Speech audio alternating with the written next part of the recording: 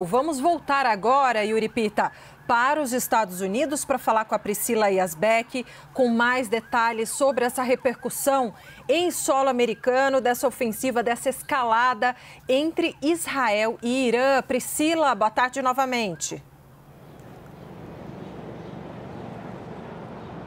Oi, Débora, Yuri, boa tarde mais uma vez a todos que nos acompanham. Eu vinha falando na última vez que falamos sobre os impactos no mercado, né? Estava falando sobre o preço do petróleo que estava subindo mais de 8%. Só para trazer uma breve atualização, também as bolsas aprofundaram as quedas depois desse novo ataque. Então houve aquele primeiro ataque de resposta do Irã pela manhã, que foram cerca de 100 drones e que foram contidos pelo Iron Dome, pelo domo de ferro de Israel, e esse novo ataque aprofundou um pouco dessas quedas, com a cautela se impondo no mercado diante dessas novas ofensivas, desses novos ataques, com muitos analistas se perguntando qual é a dimensão desses ataques, com ambos os lados falando que uma guerra foi declarada, inclusive sem haver perspectivas de exatamente o período em que que vai durar, né, a duração desses ataques e dessa ofensiva. Uma outra informação também é que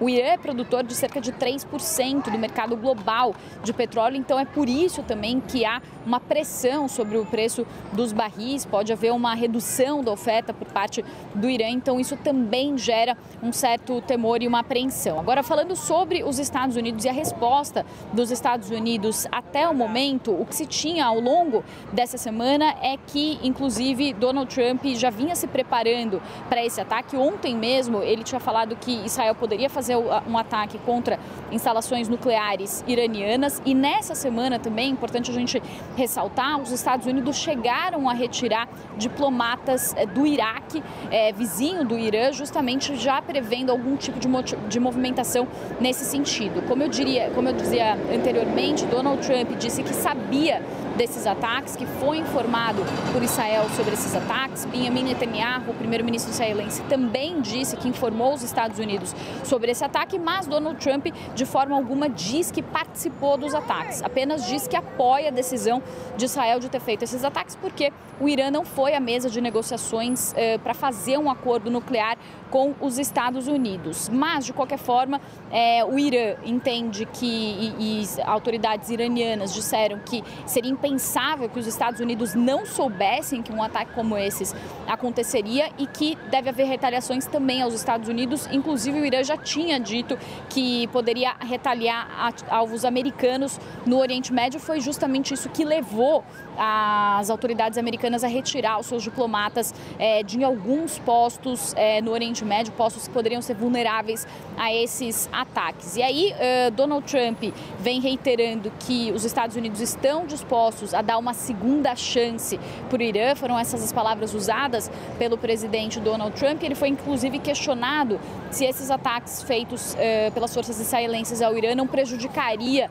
a tentativa de retomar um acordo, e Donald Trump disse que não, pelo contrário, que ele acha que esses ataques podem levar a uma negociação. Como eu disse também mais cedo, Steve Witkoff, que é o enviado dos Estados Unidos especial para o Oriente Médio, foi visto na ala oeste da Casa Branca, que é a ala onde acontecem as reuniões de alto nível. Isso pode ser um indicativo de que haveria algum tipo de negociação entre os Estados Unidos e também as autoridades iranianas. Já havia uma reunião e uma rodada nova de conversa prevista para domingo, mas Steve Witkoff falou que está de prontidão e pode conversar com as autoridades iranianas a qualquer momento, até mesmo antes dessa reunião que foi previamente agendada. Só para finalizar, para trazer um retrospecto, em 2015, um acordo nuclear foi firmado entre os Estados Unidos, o Irã e algumas outras potências, e nesse acordo foram colocadas regras sobre o enriquecimento de urânio para que o Irã, então, não fizesse o enriquecimento de urânio para fins militares, apenas para fins pacíficos.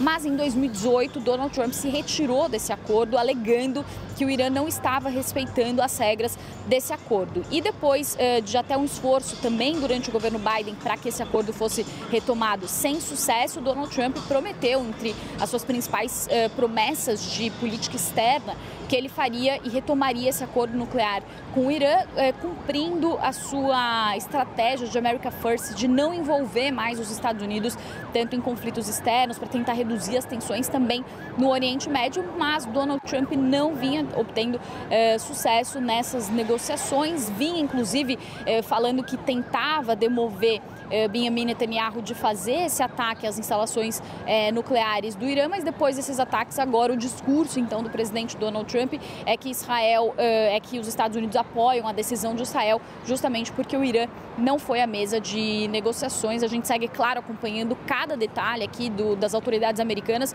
e do envolvimento também dos Estados Unidos nesses ataques.